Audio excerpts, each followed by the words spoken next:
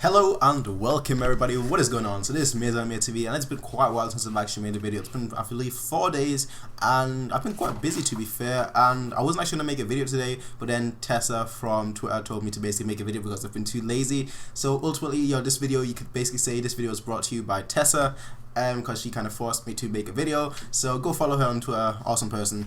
But I was kind of stuck with what kind of video I was going to do because there was the chances of me doing something like a transfer talk, which there are quite a few transfers to do, but I decided that I'm going to wait till Wednesday to do my transfer talk. I know I normally do that daily or whatever, or try to do that daily, but I decided I'm going to wait with this one till Wednesday because I do believe that there's going to be a transfer rumor tomorrow. If my sources, I don't have any sources to be fair, but if my sources are correct, basically just if I saw the Twitter accounts correctly, that they said that we're going to be linked to a certain player, and that player is actually Koulibaly, so I'm going to leave it at there right now. But from what I've seen, it might be a case that we might be linked with him in the near future again.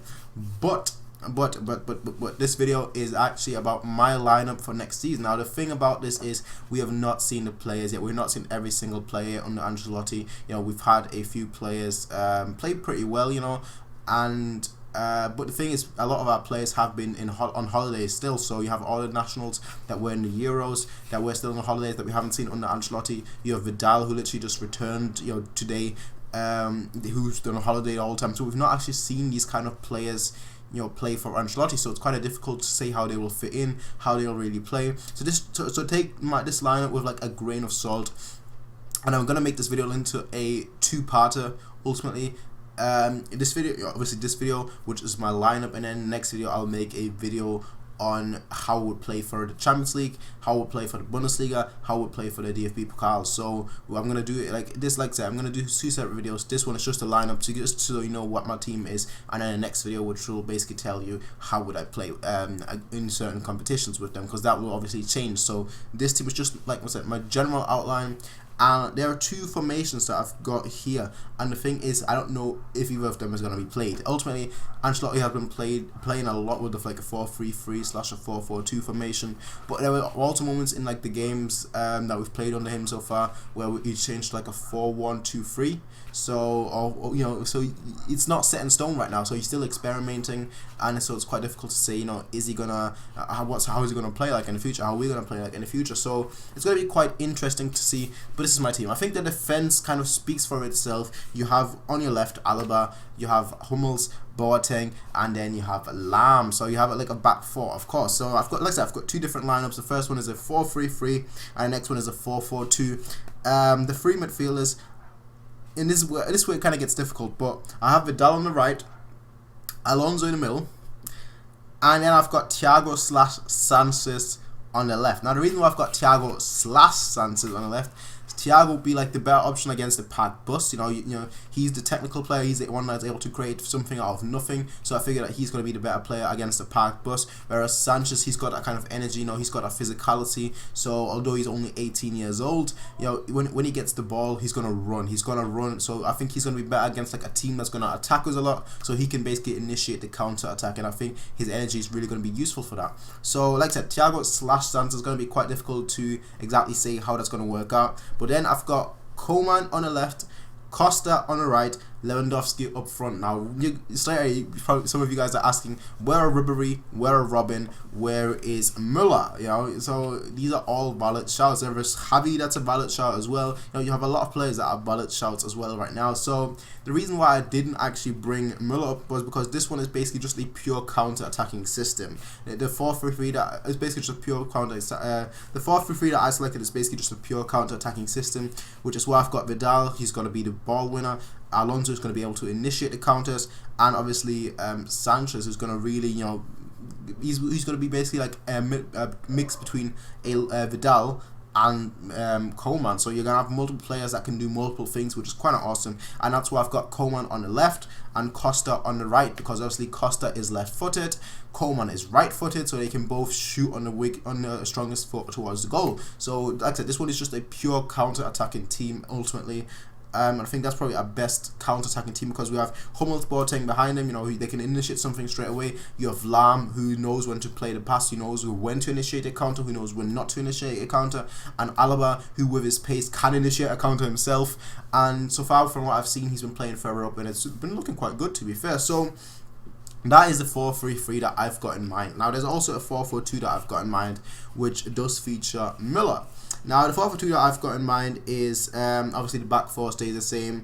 Alaba, Hummels, Boateng, Lam. Now, it's going to be interesting to see what happens with Badstuber because obviously he is going to be key. You know, you're looking at Badstuber.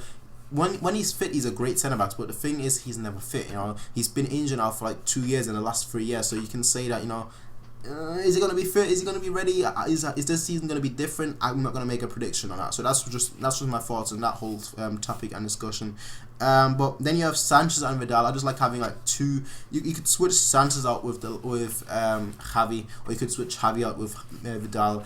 All of them would be fine, to be fair. I don't think it would be a drop in quality. Maybe if you take out Vidal, it's going to be a drop in quality. But I do think that Renato Sanchez, he offers a little bit more physicality, whereas Javi, he offers a little more stability because he's not going to go forward, he's not going to rush forward, he's not going to be caught out of possession. So maybe put Javi instead of Sanchez there. But yeah, I'll go with something like that. And then you have Ribery on the left, Robin on the right, Levy and Müller. Now I know the comments that are coming straight away. Ribery and Robin, those guys are always injured. Why am I putting them in my top four? Why am I putting them in my 4-3-2 lineup? What's going wrong with me, man? What's going on? Well, my answer to that is Ribery, when fit, is still our second best player. Robin, when fit, is still our third best player. So just because they're constantly injured, I mean, you guys have seen it from the test match that we've had so far under Ancelotti. Ribery has been absolutely amazing. Robin, in that one match that he played before he got injured, after he came back from the injury. So after the 30 minutes that he played, you could tell that he looked great under Ancelotti. So just because they're always injured doesn't mean they're bad players. So for me, that's probably our strongest lineup at 4-4-2. With Robin on the right, Ribery on the left, and then Levy and Müller in the as the two strikers, essentially, with either Sanchez and Vidal or Javi and Vidal behind them. And the reasons for that is, I think it's pretty obvious. You know, you have a very good stability, you have very good defense, you have very good players that like, you know, in Vidal and Javi / Sanchez, who like going forward but also like going backwards. So you have great stability and you have a lot of attacking power as well. So I think that's probably our strongest lineup overall, a 4-4-2 in what I just mentioned. But obviously it depends on how the players are going to play under Ancelotti. So it's quite difficult to do. I'm going to wait about a week, probably today in a week, next Monday. I'll see you guys, and then I'm going to do my lineup for the Champions League and the Bundesliga, because there are two different things that you have to look at in those kind of things, in those kind of situations. And that's, you know, for the Champions League, you need to have a good stability, because if you concede one goal, you can be out basically. And in the Bundesliga, you need to have a good offense, in my opinion. For me, offense wins games. I know the whole phrase of saying, yeah, a good offense wins games, a good defense wins titles. I don't agree with that. For me, a good offense wins everything. So I like attack. And if what Ancelotti has said so far, who said that, you know, playing as a defender, defending the ball is easier to do than attacking the ball. I think he kind of agrees with me, because I think that if everyone knows how to defend, you can defend properly. But even if everyone knows how to attack, you still need to unlock that attack with a special moment. So that's why obviously defending is easier than attacking. But ladies and gentlemen, like I said, I'll see you guys next week. In the part 2 of this video. As I mentioned, this video was basically kind of brought to you by Tessa, Bayern Addicted. I'll leave a link for her account in the description down below. You can follow her, ladies and gentlemen. As always, people, do rate, comment, favorite, and subscribe. Peace out and have a nice day.